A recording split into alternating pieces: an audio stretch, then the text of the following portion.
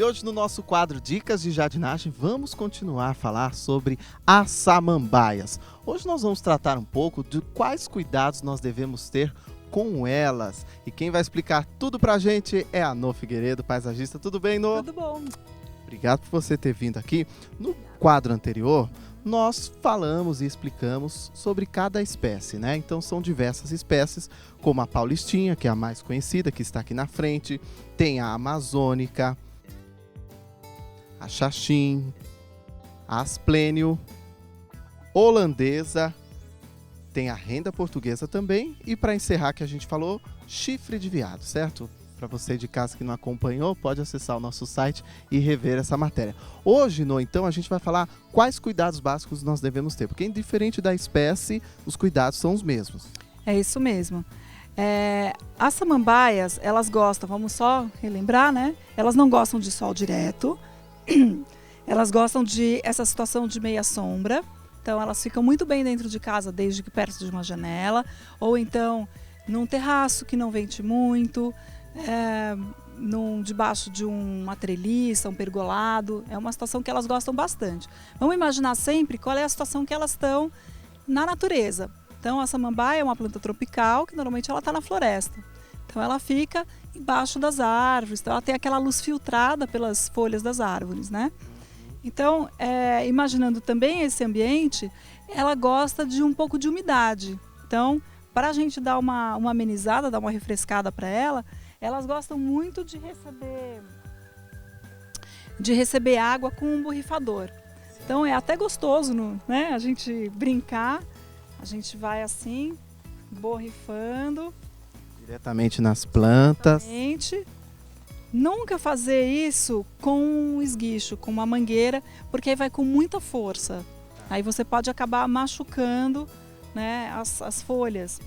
Porque as samambaias, elas são delicadas, né? E as folhas são delicadas também. Então é muito legal. Elas ficam muito agradecidas.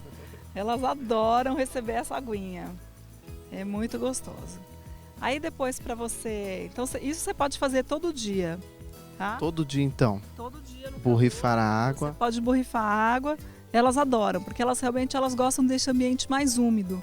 Né? Não gostam de um ambiente seco, não. Bem diferente de cactos, por exemplo, que são plantas de ambientes mais secos, né? Mais áridos. Você imagina aquele solzão do deserto, né? Bem diferente do que uma planta que está acostumada no meio da mata, né?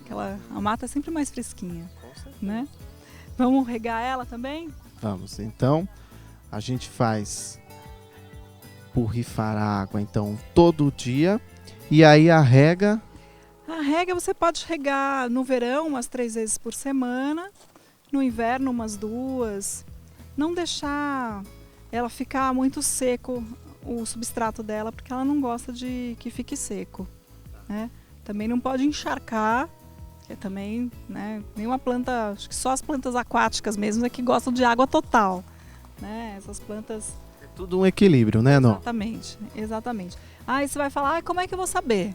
Bom, você tem que ir controlando, você tem que ir olhando a sua planta, se ela começa a ficar meio seca ou se ela começa a ficar meio murchinha, você fala, ela não está feliz, alguma coisa está errada. Ou é muita água, ou é pouca água, precisa também adubar, né? Porque senão ela precisa de nutrientes também, ela não sobrevive só de água. Agora, Nô, para essa planta ficar sempre linda e crescer bastante, ficar vistosa, né, saudável, nós também precisamos saber quais cuidados a gente tem que ter com a poda, né? Como é que a gente observa isso? Olha, vamos pegar aqui um galinho que está seco. Então, esse galinho aqui, por exemplo, ele tá vendo, com as folhinhas secas, essas folhinhas estão meio queimadas. Então, esse galinho a gente pode podar. A gente pega a tesoura e corta aqui bem na base, tá? Olha, esse outro também, que tá meio seco. A gente vem aqui e poda ele aqui, tá? Essa é a poda de limpeza que a gente chama. Então a gente vai limpando aqueles galinhos que estão secos, que estão feios. Sempre procure podar mais perto da base, né? Não corta a ponta do galho assim, porque olha, por exemplo, aqui, essa daqui foi podada na ponta, aqui, né, no finalzinho dela, e ela vai ficar seca aqui, ela não vai ficar bonita, né? Então você vai acabar tendo a planta vai ficar com um aspecto feio, né? Uma vez por ano, principalmente essa samambaia mais comum, ela precisa de uma poda mais drástica. Ela começa, eu acho que é no inverno, ela fica feia, e aí você pode dar uma poda radical nela, que depois ela brota de novo. E aquelas pontas secas, aquelas folhas, a gente pode arrancá-las? Sempre com delicadeza. Pode arrancar, mas ó, por exemplo, aqui tem mais uma outra que tá seca, tá feio esse haste aqui. Então, quanto mais para baixo você conseguir cortar, é melhor. Aí assim ela vai ficar bonita, vai nascer de novo. E sobre adubação, como que a gente aduba a samambaia para que ela aí cresça saudável? Olha, todas as plantas, eu acho que eu gosto muito de usar adubação orgânica. Eu acho mais legal de todas.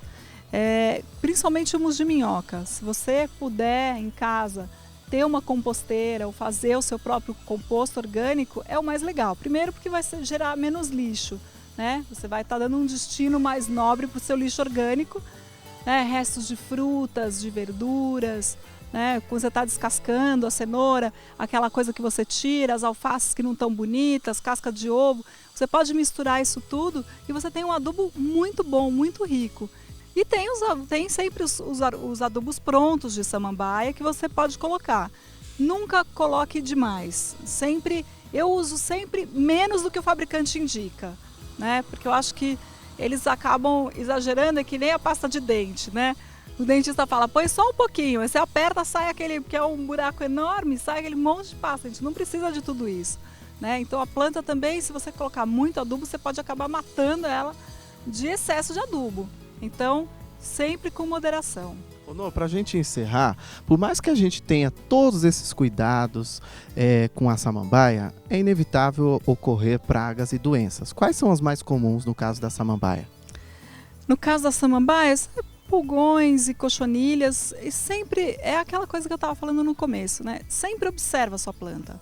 Observa que ela vai dar sinais se tem alguma coisa errada. Se você vê algum bichinho andando pela planta, você fala, opa, esse bichinho não devia estar aqui, né? Então, sempre observa. Lá no meu blog tem algumas receitas caseiras de inseticidas que você pode fazer. Qual que é o blog? Pode falar. É www.ameninadodedoverde.com.br. Tem até um programa que a gente fez que ficou bem bacana. Tem um inseticida que você pode fazer com sabão de coco raspado e água, que pode ser assim, o primeiro socorro, né? Você viu que a planta tá ali, você fala, e agora o que eu faço? Todo mundo tem sabão de coco em casa, então você já dá um primeiro tratamento ali para sua plantinha e aí vai observando. E a gente pode concluir assim que o grande segredo é ter cuidado e muito carinho com as plantas, não é mesmo? Com certeza, com cuidado e carinho elas ficam lindas. Obrigado, Nô. Obrigada a você, um beijo.